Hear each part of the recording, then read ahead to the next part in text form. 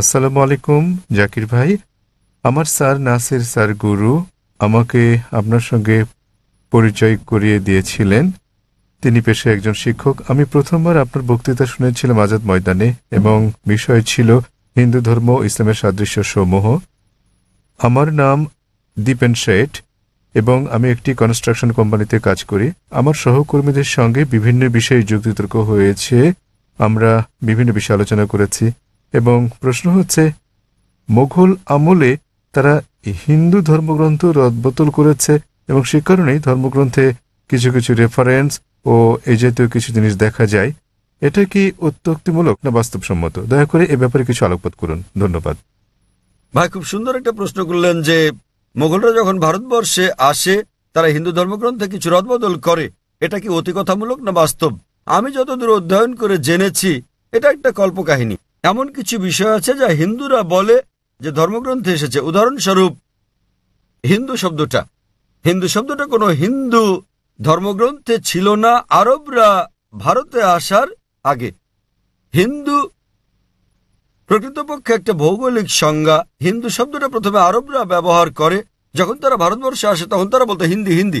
এমনকি বর্তমানেও আমি যখন সৌদি আরবে যাই তারা আমাকে বলে হিন্দি হিন্দি এসেছেন, আমি একজন হিন্দি। হিন্দি মানে এটা একটা ভৌগোলিক সংজ্ঞা সিন্ধু উপত্যকায় বসবাসকারী জনগণের, এটা কোনো ধর্মীয় সংজ্ঞা নয়। সে কারণে জওহরলাল নেহরু বলেছেন হিন্দু শব্দটি আগে দেখা যায়নি হিন্দু ধর্মগ্রন্থে আরবরা ভারতবর্ষে আসার আগ পর্যন্ত। তবে প্রশ্নানুসারে মোগলরা হিন্দু ধর্মগ্রন্থে রদবদল করেছে, 1 নম্বর পয়েন্ট। এ ব্যাপারে আমি যতদূর জেনেছি মোগলরা হিন্দু ধর্মগ্রন্থে রদবদল করেনি। ঠিক, এখন যদি আমি আপনার সঙ্গে একমত হই যে মোগলরা হিন্দু ধর্মগ্রন্থে পরিবর্তন করেছে তাহলে সেটা বাদ দিয়ে দেন, তাই তো করা উচিত নাকি? তা আপনি যদি একমত হন যে ধর্মগ্রন্থ পরিবর্তিত হয়েছে তাহলে সেগুলো এখন ত্যাগ করুন। আপনারা কি পরিবর্তিত ধর্ম মানতে চান? বরং সেটা মেনে চলুন যেটা পরিবর্তিত হয়নি, এই কোরআন। তাহলে যদি আমি আপনার যুক্তির সঙ্গে একমত হই যে মোগলরা ধর্মগ্রন্থে পরিবর্তন করছে, সেগুলো ত্যাগ করুন। ধরুন আপনার কাছে 2 গ্লাস পানি আছে, 1 গ্লাস বিশুদ্ধ, অন্য গ্লাসে কেউ 1 ফোঁটা নর্দমার পানি মিশিয়ে দিল আপনার সামনেই। মেশানোর পর তো আর আলাদা করতে পারবেন না সেটা, সেই পানি আপনি পান করবেন না। কেন? আপনি দেখতে পাচ্ছেন না। তবে যেহেতু আপনি দেখলেন ময়লা কালো রঙের ফোঁটা গ্লাসের পানিতে পড়লো, এখন আর আলাদা করতে পারবেন না, সেটাকে আপনি পান করবেন? এই গ্লাসের পানি আপনি পান করবেন?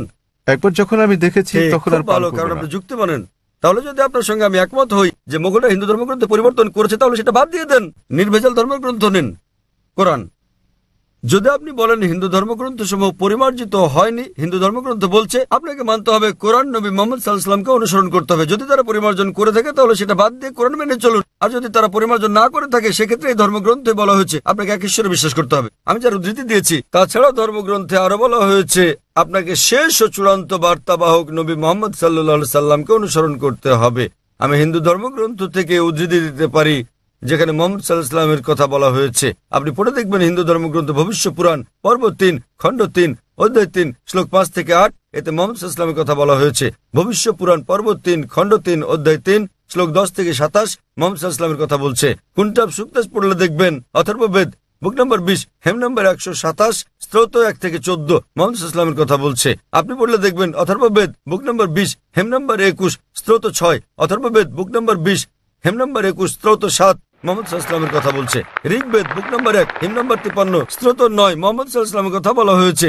যদি পড়েন সামবেদ অগ্নি মন্ত্র নম্বর 64 তে মুহাম্মদ সাল্লাল্লাহু আলাইহি ওয়াসাল্লামের কথা বলা হয়েছে। এমনকি মুহাম্মদ সাল্লাল্লাহু আলাইহি ওয়াসাল্লামকে নাম ধরে উল্লেখ করা হয়েছে, তাকে বলা হয়েছে আহমদ, যার মানে যিনি প্রশংসা করেন। দেখুন সামবেদ উত্তরচিক মন্ত্র নম্বর 1500, সামবেদ ইন্দ্র অধ্যায় নম্বর 2 মন্ত্র নম্বর 152, যজুর্বেদ অধ্যায় নম্বর 31 স্তোত্র 18, ঋগ্বেদ বুক নম্বর 8 হেম নম্বর 6 মন্ত্র নম্বর 10, অথর্ববেদ বুক নম্বর 8 হেম নম্বর 5 মন্ত্র নম্বর 16, অথর্ববেদ বুক নম্বর 20 হেম নম্বর 126 মন্ত্র নম্বর 14। এমনকি তাকে উল্লেখ করা হয়েছে মোহাম্মদ নামে। তাকে বলা হয়েছে নরসংসা। নরসংসা মানে নর মানে মানুষ, সংসা মানে প্রশংসা, যিনি প্রশংসার যোগ্য, প্রশংসিত। আপনি নরসংসা শব্দকে আরবি করলে সেটা হবে মোহাম্মদ।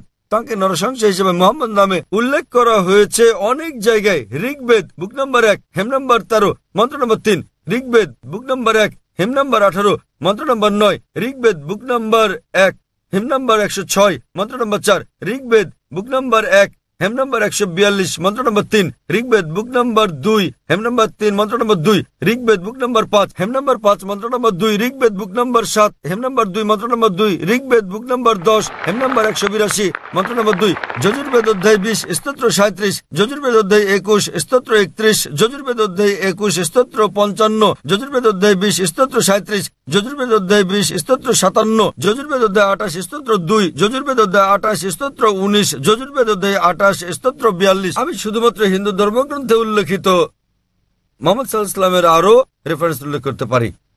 তাহলে আপনাদের ধর্মগ্রন্থ বলছে যে ঈশ্বর একজন, তোমরা কেবল তার উপাসনা করো এবং তোমাদেরকে অনুসরণ করতে হবে সর্বশেষ পয়গম্বরকে। এমনকি আপনাদের হিন্দু ধর্মগ্রন্থে বলা হয়েছে কল্কি অবতার, যা সর্বশেষ ও চূড়ান্ত নবী মুহাম্মদ সাল্লাল্লাহু আলাইহি সাল্লাম সম্পর্কে বলছে। বলা হয়েছে তার মায়ের নাম হবে সুমতি অর্থাৎ আমিনা, যা মুহাম্মদ সাল্লাল্লাহু আলাইহি সাল্লামের মায়ের নাম। হিন্দু ধর্মগ্রন্থে বলা হয়েছে তার পিতার নাম হবে বিষ্ণু ইয়াস, মানে ঈশ্বরের গোলাম অর্থাৎ আব্দুল্লাহ, যা মুহাম্মদ সাল্লাল্লাহু আলাইহি সাল্লামের পিতার নাম। এতে বলা হয়েছে তিনি জন্মগ্রহণ করবেন সাম্বালাই, শান্তির স্থান অর্থাৎ মক্কায়। তিনি জন্মগ্রহণ করবেন মক্কার গোত্রপ্রধানের ঘরে, আর আমরা জানি তিনি জন্মগ্রহণ করেন কুরাইশ বংশে। তার 4 জন সঙ্গী থাকবে অর্থাৎ সাহাবীদের কথা বলা হয়েছে। আমি এরকম অনেক বলে যেতে পারবো এই কল্কি অবতার সম্পর্কে। তিনি আসবেন, তিনি হবেন সর্বশেষ পয়গম্বর নবী মুহাম্মদ সাল্লাল্লাহু আলাইহি সাল্লাম। আমি আপনার কাছে জানতে চাই ভাই, আপনি কি এক ঈশ্বরে বিশ্বাস করেন? হ্যাঁ।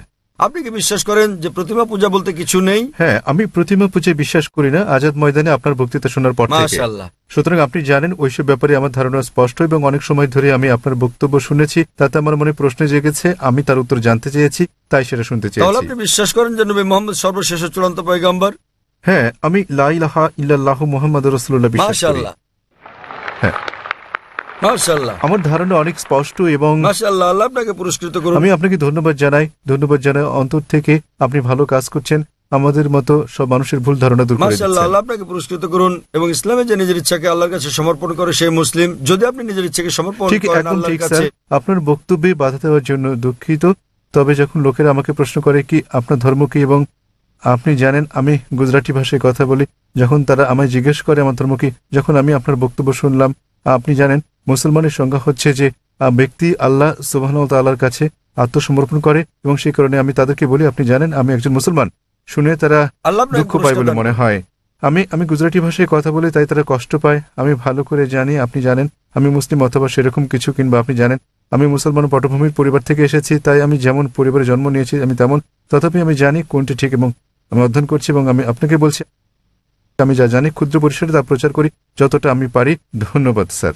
ধন্যবাদ ভাই, আমি সত্যিকারেই আপনার প্রশংসা করি, এবং আল্লাহ আপনাকে জান্নাত দান করুন। আপনার যে কোনো জিজ্ঞাসা, যে কোনো প্রশ্ন থাকলে আমাদের সঙ্গে যোগাযোগ করলে খুশি হব। ধন্যবাদ। আপনাকে অনেক ধন্যবাদ।